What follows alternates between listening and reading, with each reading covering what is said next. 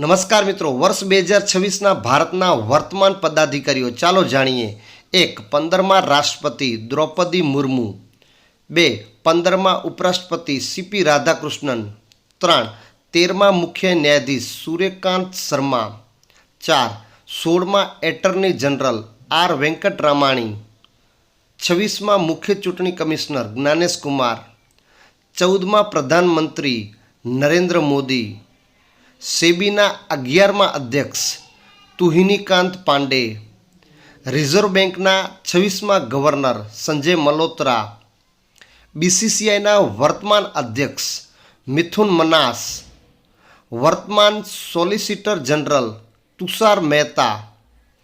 નીતિ આયોગના અધ્યક્ષ નરેન્દ્ર મોદી. ઇસરોના અધ્યક્ષ ડૉક્ટર વી નારાયણ. જો વિડીયો અને માહિતી સારી લાગી તો પ્લીઝ લાઇક, શેર અને સબસ્ક્રાઈબ. ધન્યવાદ.